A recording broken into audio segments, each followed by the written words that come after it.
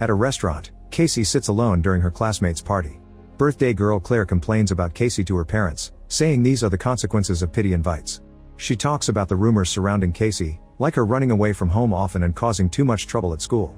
Casey's guardian can't pick her up because the car broke down, so Claire's father volunteers to drive her home. Casey and Claire get in the car with Marcia while Claire's father puts all the gifts and leftover food in the trunk. At that moment, he's approached by someone. Claire hears a weird noise and when she looks in the mirror, she sees the leftovers on the ground. Suddenly Dennis gets on the driver's seat, puts on a mask, and sprays a sedative on Claire's and Marcia's faces to knock them out. Casey slowly moves her hand to open the door, but the car makes a beeping sound and Dennis knocks her out too. Sometime later, the girls wake up in a strange room. As they wonder what happened to Claire's dad, Dennis comes in and puts down a chair, which he cleans before sitting. He looks at the girls for a few seconds and announces that he chooses Marcia first. As Dennis drags her from the bed, Marcia struggles to free herself, and Casey tells her to pee herself. Marcia isn't strong enough to escape Dennis' hold and he takes her out of the room before closing the door. Marcia screaming no over and over can be heard through the door and a desperate Claire rushes to pound on it to no avail. Eventually Dennis opens the door, hitting Claire in the process. He leaves Marcia on the bed and makes some weird noises of disgust before leaving. Marcia explains that he wanted her to dance for him and peeing herself effectively kept him away. Casey dissociates from the situation by thinking about her childhood.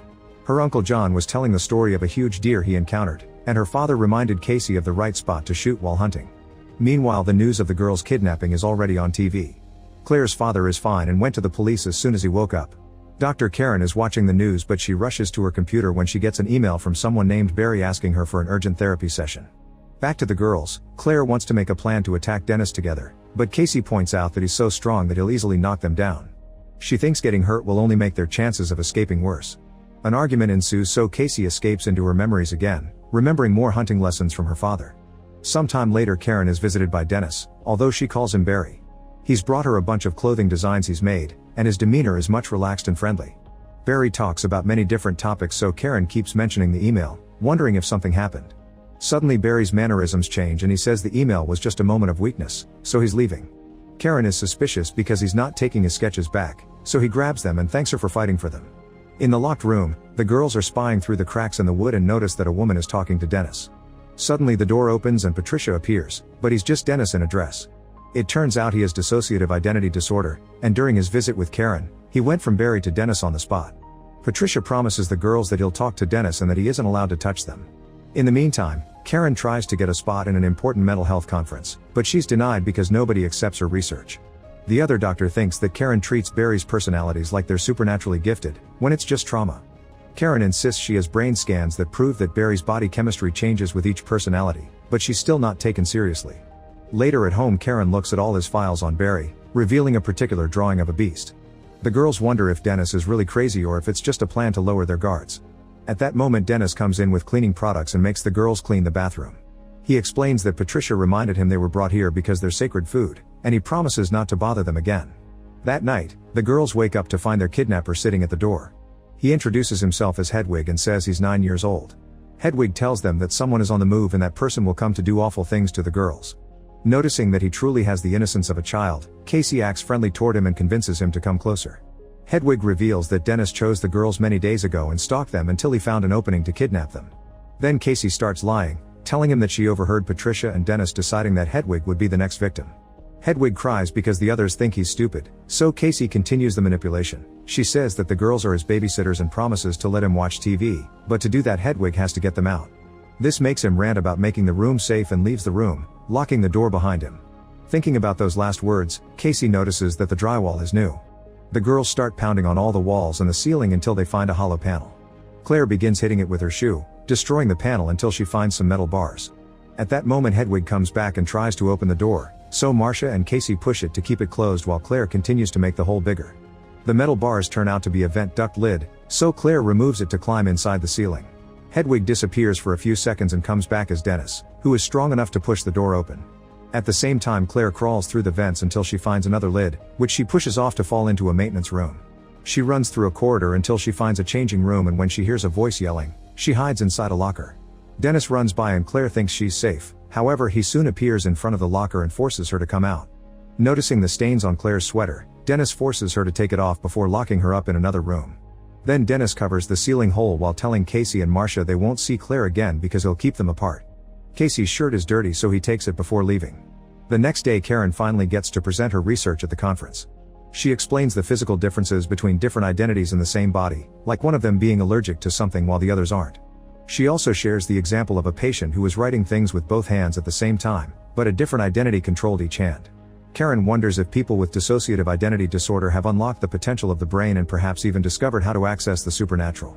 Later Barry visits Karen after sending her another urgent email. Karen can tell this is another personality pretending to be Barry, but he keeps denying it.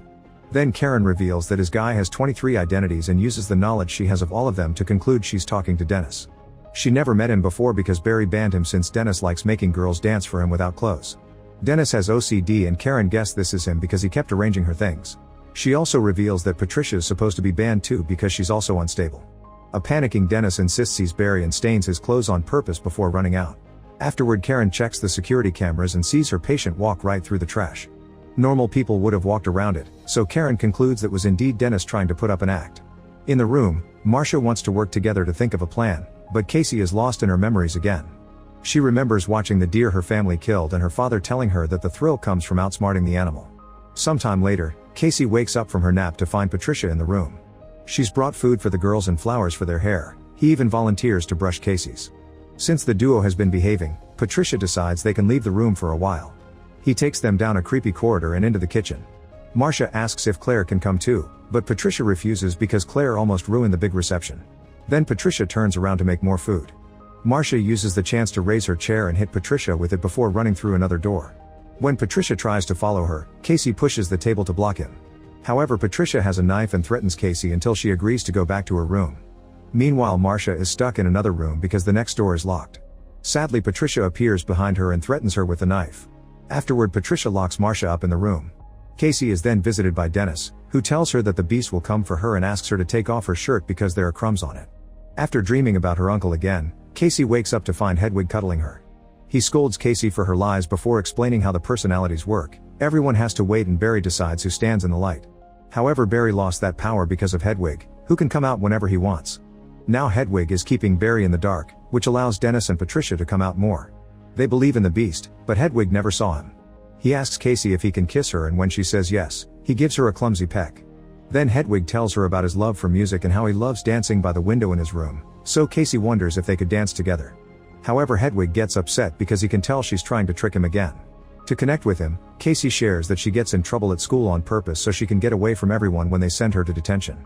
This makes Hedwig agree to take her to his room, but he must wait until there's an opening. Later, Barry visits Karen, who received an email from him in the middle of the night for an emergency session. She's frustrated because he keeps talking about fabrics instead of serious things, so she brings up an incident he had at work. One day, 2 high schoolers came up to him and grabbed his hands to put them on a naughty place before running back to their friends. They were laughing because it had been a dare. All the personalities Karen met said they were fine with this silly prank, but Karen believes the incident brought back memories of the abuse Barry went through as a child. She knows she's talking to Dennis again and says she understands that he took over to protect the others. Karen has heard the stories about the beast, who supposedly is horrifying and has amazing powers. She thinks Dennis and Patricia made those stories up to keep the other personalities at bay, so again she explains she understands the need for protection and assures him she won't judge any of the personalities because she wants to help them all. This causes Dennis to stop pretending he's Barry. He explains that he and Patricia are ridiculed by the others, and that he didn't send the emails.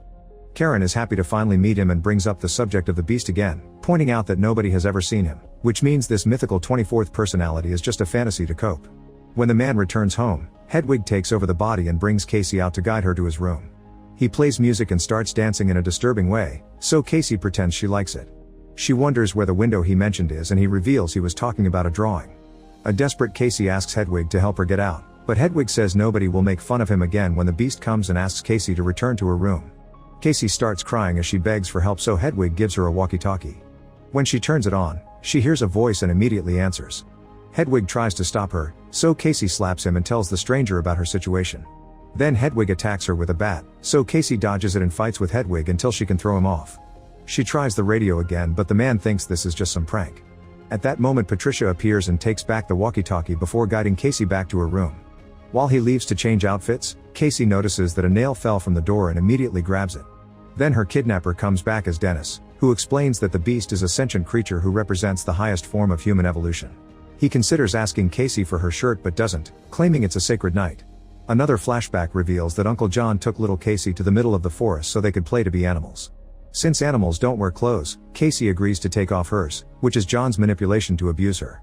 Later when they return to the tents, a traumatized Casey points a gun at John, who quickly takes it from her hands. In the present, Casey has a breakdown because she thinks she'll die soon. Meanwhile, Karen finds dozens of emails from Barry saying they need her. She rushes to the man's home and finds Dennis, who agrees to let her in when she calls him extraordinary. Dennis takes Karen to Barry's room, confirming that this place has a room for every personality. He explains that he remembers all the abuse his mother put this body through and that the Dennis personality was born with OCD because keeping everything spotless would keep his mother from getting angry. Dennis also explains that he lied about never meeting the Beast. The 24th personality is indeed real, very powerful, and on the move. Since Karen is getting very scared, she pretends she's very fascinated by all this and that she needs to take notes, so they should continue the chat in her office tomorrow. Before leaving, she asks for the bathroom, and on her way out she puts a tissue in the keyhole. As she walks down the corridor, Karen sees a bolted door and opens it to find Claire. The girl asks for help, but before a shocked Karen can react, Dennis closes the door and sedates Karen with the spray. He then locks her up in another room. While Dennis leaves to buy some flowers, Claire talks loudly so Marcia can hear her in the neighboring room. She tells her that someone has come for them, so they must find a way to escape. Searching the shelves, Marcia finds a hanger and pushes it over the door to try to get the bolt. Meanwhile, Casey uses the nail on the lock until she manages to open it. She finally leaves the room, but the next door is locked. She then tries the computer, however it doesn't have an internet connection.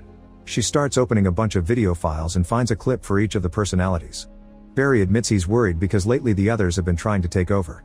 At the subway station, Dennis puts down the flowers and enters an empty train car. After taking off his shirt, his body starts going through some changes and finally becomes the Beast.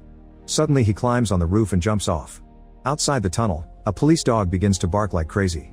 However, the Beast is moving in the shadows as he crosses the neighborhood. When he reaches his home, he jumps over the gate instead of using the keys. Back to Marcia, she finally manages to reach the bolt with the hanger and opens it.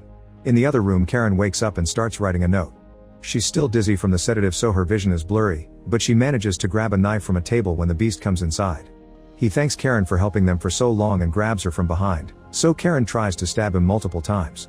However, his body has become so powerful that the knife just breaks. The Beast closes his arms tightly around Karen, squeezing her until her spine breaks and she dies. Casey is still watching the videos and notices Barry taking the keys from the hanger. She goes to the same spot and finds them under a hat. Now she can finally leave the room and search the corridor for her friends. When she looks into Marcia's room, Casey is horrified to find her dead on the ground with a nasty wound on her stomach. She hears a noise in the neighboring room and opens it to see Claire, who is suddenly dragged behind some furniture. Casey takes a closer look and discovers the Beast eating Claire's organs, so she rushes out and locks the door. Afterward, Casey starts searching for an exit and finds Karen's body together with the note. She reads say his name Kevin Wendell Crumb. The Beast easily bends the bolt to escape and comes into the next room by crawling on the walls. Casey begins repeating his real name, causing him to fall and get dizzy until he passes out. A flashback shows that little Kevin was beaten up by his mother, who would use his full name every time she scolded him. When he wakes up, Kevin is back in charge of his body. He's shocked to see Karen dead and Casey explains he killed her. Kevin cries as he asks for the date and realizes he's been in the darkness for 2 years. Tired of hurting people, he tells Casey where to find his secret gun and the bullets, asking her to end it all. At that moment, the body starts jumping from personality to personality, and they all ask Casey not to kill them. Eventually Dennis takes control, so Casey rushes to find the gun in the secret spot. She tries using the real name again, but it doesn't have an effect anymore. Dennis announces that the Beast is ready and falls to his knees to start transforming again, so Casey leaves the room and runs down the corridor until she finds the changing room. After getting the bullets from a locker, Casey continues to run, only to suddenly be tackled by the Beast. He bites her leg and rips her shirt off while she loads the gun. When she gets ready to shoot, the Beast disappears. Eventually she finds a door and has a breakdown because it's locked. A flashback reveals that her dad died when she was a kid and her Uncle John became her guardian, which means he's abused her for years at home. The Beast crosses the corridor by crawling on the ceiling and breaking every light. Casey tries shooting him, but he moves too fast and dodges the bullet, so she hides inside a cage instead. She tries shooting again to no avail, and the Beast says he can't be hurt by bullets. This doesn't stop her from firing a few more times, bringing the Beast to his knees. There are wounds on his body from the shot, but he still recovers quickly and uses his superhuman strength to bend the cage bars. At that moment, the Beast sees the scars on Casey's body from all those years of abuse. He says she's different from the rest and that her heart is pure, so he laughs and walks away, leaving Casey crying in the cage. In the morning, a man finds Casey and finally brings her out. She discovers that her kidnapper lives in the basement of the zoo where he worked as a guard. Soon the police arrive and the paramedics take care of Casey. The cops search every room but they can't find Kevin. In an abandoned building in the slums, the personalities talk to each other while staring at the wounds they've survived. They realize this power will make the world finally take them seriously. Make sure to subscribe and turn on notifications so you can watch more videos like this. Thanks for watching.